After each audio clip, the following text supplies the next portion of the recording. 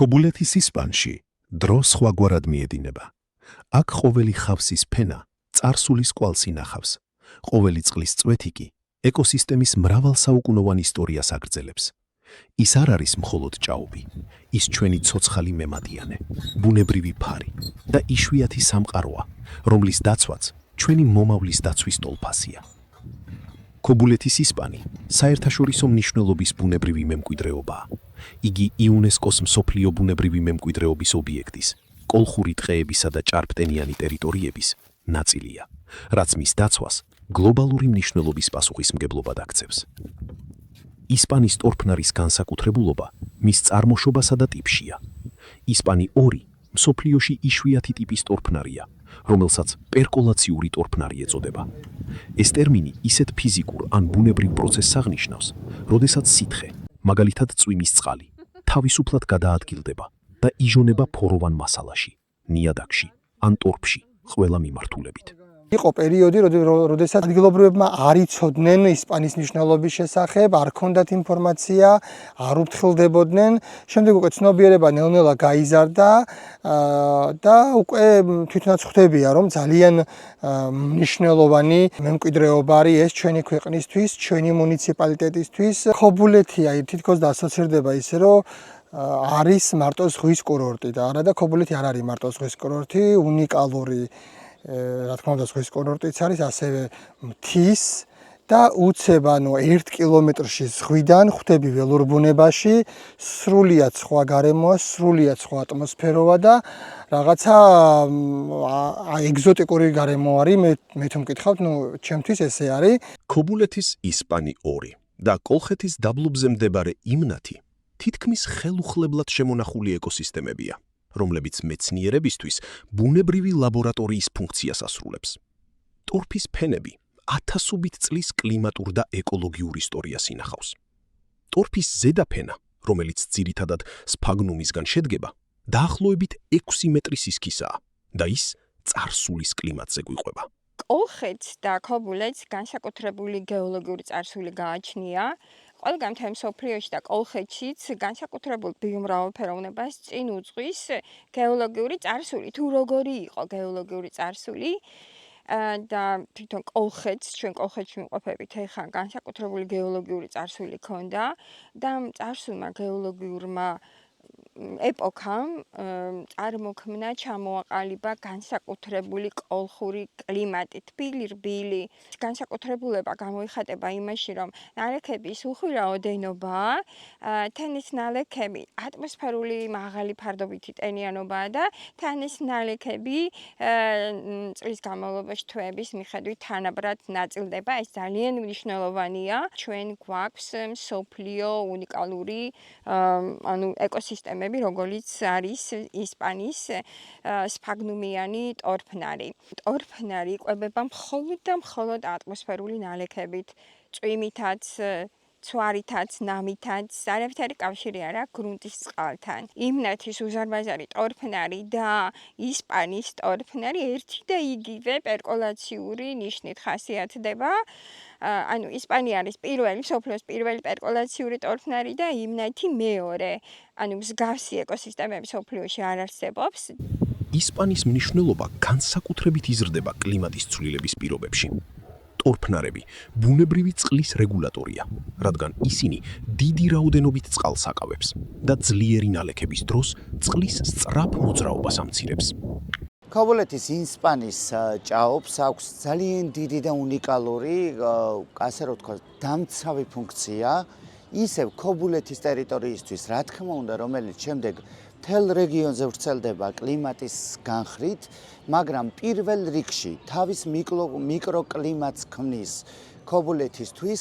ეს არის წყალდიდობებისთვის და უეცარი წყალმოვარდნების დროს, როცა სხვა ტერიტორიებზე ხდება დატბორვა და ასე შემდეგ, ადგილობრივ ტერიტორიას ეს ძალიან უნიკალური ჭაობი იცავს წყალდიდობისგან.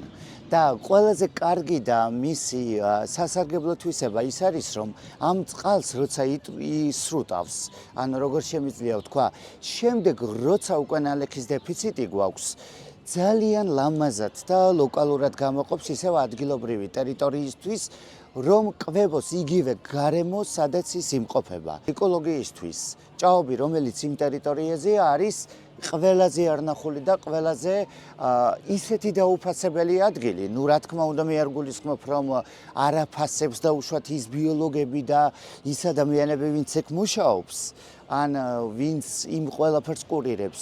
არ აფასებს ისევ თუნდაც ის მოსახლეობა, სახელმწიფო და ასე შემდეგ, იმიტომ რომ დაცულ ტერიტორიაში ჭირდება რა თქმა უნდა მეტი მოვლა. ტორფნარებს კიდევ ერთი მნიშვნელოვანი ფუნქცია აქვს. ისინი ნახშირბადის ბუნებრივი საცავია. ათასობით წლის განმავლობაში მცენარეული მასის დაგროვებით წარმოქმნილი ტორფი დიდი რაოდენობით ნახშირბადს ინახავს. თუ ასეთი ტერიტორიები დაზიანდება ან დაშრება, დაგროვებული ნახშირბადი შესაძლოა ატმოსფეროში დაბრუნდეს. რა სარგებელი მოაქვს ამ ეკოსისტემას? რატომ უნდა იყოს დაცული, ხო, კოლხეთის ტორფნარები? ანუ ყველასათვის გასაგები არის, მომარაგებელი რომ არის, რაც ჩვენ ნახეთ კენკრა, თვითონ მაყვალი, რომელიც არის საკვები მცენარის ცხოველისათვის და ანუ სამკურნალო მცენარეები, კულტურული ჰაბიტატის, რომ სოფლიო უნიკალურია, კულტურული, რომ ეკოტურისტულია და სამეცნიერო, მაგრამ ყველაზე მნიშვნელოვანი და ღირებული ეს არის მარეგულირებელი სერვისი, რომელიც პირველი ეს არის კლიმატის ცვლილების მარეგულირებელი. ამას თვითონ ნახეთ, როგორ იყო თავიდან თქვი, რომ განსაკუთრებული კოლხური კლიმატი ჩამოყალიბდა და შემდეგ ამ კოლხეთის კლიმატმა განაპირობა, რომ ეს ეკოსისტემა გვაქვს. მაგრამ დღეს კოლხეთის, მთელი კოლხეთის კლიმატის და ჩვენ ადამიანების კეთილდღეობისათვის განსაკუთრებული კლიმატს ხელს უწყობს დღეს უკვე ტორფნარი განაპირობებს ჩვენ კოლხეთის კლიმატს და როგორ? სფაგნუმიან ტორფში დიდი რაოდენობით არის ნახშირბადი. თვითონ სფაგნუმს აქვს ისეთი ორი სახის უჯრედი გააჩნია მას, ერთი მწვანე, ანუ სადაც ფიტოსინთეზი ხდება და მეორე ეს არის ჰიალინური, სადაც მას წყლის შეწოვის უნარი გააჩნია. დიდი რაოდენობით წყლის შეწოვის უნარი გააჩნია მას, ანუ 27 თუ ეს 1 გრამია შეუძლია ძლიერ წვიმების დროს შეიძლება ჰიალინური უჯრედების საშუალებით 27-ჯერ მეტი რაოდენობის წყალი შეეწოვოს. ისპანი უნიკალურია არამხოლოდ გეოლოგიური ისტორიით, არამედ ცოცხალი სამყაროთიც. აქ გვხვდება სფაგნუმის რამდენიმე სახეობა, მათ შორის სფაგნუმ პაპილუზუმი, სფაგნუმ პალუსტრე და სფაგნუმ იმბრიკატუმი. ასევე მტაცებელი მცენარე დროზერა, დეკა და ყვითელი იელი. კოლხეთი მსოფლიოში ერთ-ერთი იშვიათი რეგიონია, სადაც სუბტროპიკული კლიმატის პირობებში სფაგნუმზე დაფუძნებული ტორფნარები არსებობს. ისეთი რელიქტური მცენარეები ჩამოყალიბდა აქ, რომელთაც შეეძლოთ ამ გარემოში არსებობა. და სფაგნუმის არსებობა ამ გარემოს მიკროკლიმატს კიდევ უფრო ცვლიდა. და როგორ ცვლიდა? ფაქტიურად სფაგნუმს აქვს ფაქტიურად ორგვარი ფოთლები, რომ წარმოვიდგინოთ, ერთი პაწაწინა ფოთლები ერთუჯრედიანი, რომლებიც მხოლოდ ქლოროფილის მარცვლებს შეიცავენ, ქლოროპლასტებს შეიცავენ და მეორე მკვდარი უჯრედებით შემოფარგლული, რომლებიც წყალს აგროვებს. და ფაქტიურად ამ სფაგნუმს შეუძლია თავისი მოცულობის 20-30ჯერ მეტი მოცულობის წყლის შეკავება. და შესაბამისად აი უკვე რეზერვუარს ქმნის, სადაც ცნობილი გერმანელი პროფესორი ბატონი ჰანსი, ვინც სწორედ ძალიან დიდი შრომა ჩადო ამ ტერიტორიების შესწავლაში და მისი როლის დადგენაში, მიუთითებდა, რომ წარმოიდგინეთ, ეს არის თითქოს წვნიანი, ეგრეთ წოდებული სუპი, რომელშიც მყარი მასა მხოლოდ 20-30%-ია მიუთითებდა და დანარჩენი წვნიანია.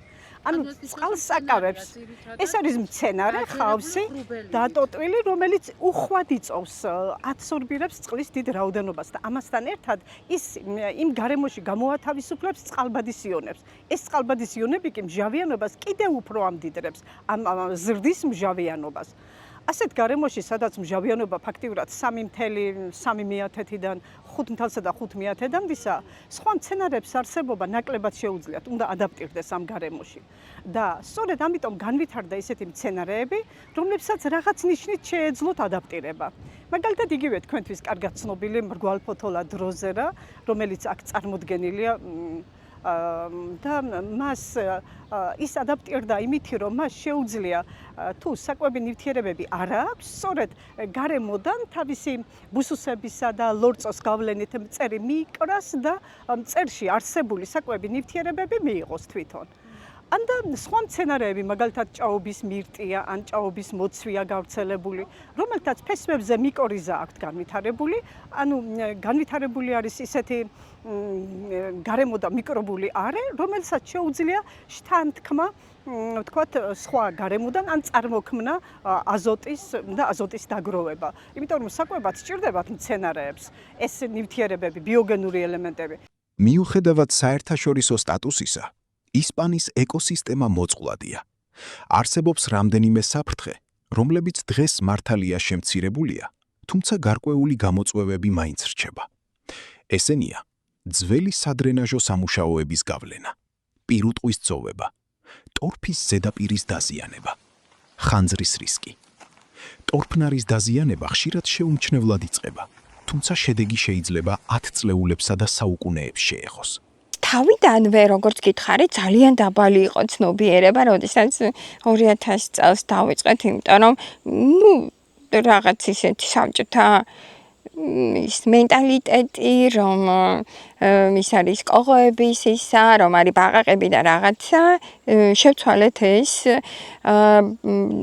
ან ძალიან ბევრი მე მიყვარს შეხვედრა მოსახლეობასთან, ახსნა იმისა, თუ ძალიან ბევრი შეხვედრები გქონდა მოსახლეობასთან, ვუხსნით, რომ ის ასია, რომ ამ ტყეს მაშინ ეს ტყე არ იყო, სულ გაჩეხილი იყო და მოსახლეობა იყენებდა. ზოგჯერ შეიძლება იქით ანუ გარეთ სადღაც შემოდგომაზე ან ზამთარში იყოს რაღაც ცეცხლი დაუდევრობის გამო შეიძლება ცეცხლი სადღაც შორს და შეიძლება ქარმა გადმოიტანოს აქ. ესეც იშვიათია, როცა ტყე უკვე გაიზარდა, მის საშიშროებაც უკვე აღარ არსებობს. თორფნარებს განსაკუთრებული ღირებულება, ეს არ ვიცოდით მანამდე, უცნობი იყო და ეს იყო ძალიან დიდი დანაშაული საბჭოთა პერიოდში, როდესაც ტორფის მოპოვება ხდებოდა, მელიორაციული პროცესები და რაღაც მაგრამ თვითონ კოლხეთის კლიმატმა გადაარჩინა ისევ, იმიტომ რომ კლიმატიდან გამომდინარე ისევ აღდგა ეკოსისტემები. ისპანი უბრალოდ ჭაობი არ არის. ის ცოცხალი ორგანიზმია, მილიონობით წლის ბუნებრივი მეხსიერება, წყლის რეგულატორი, ნახშირბადის საცავი და თავშესაფარი ათასობით ცოცხალი ორგანიზმისთვის. ეს ეკოსისტემა ადამიანს საუკუნეების განმავლობაში იცავდა. დღეს კი დაცვა თვითონ სჭირდება. ქობულეთის ისპანი ჩვენამდე უხსოვარი წარსულიდან მოვიდა. ახლა აწმყოში მცხოვრები ადამიანების პასუხისმგებლობაა, რომ მან მომავალშიც უსასრულოდ იარსებოს და თავისი დამცავი ფუნქცია შეუფერხებლად შეასრულოს.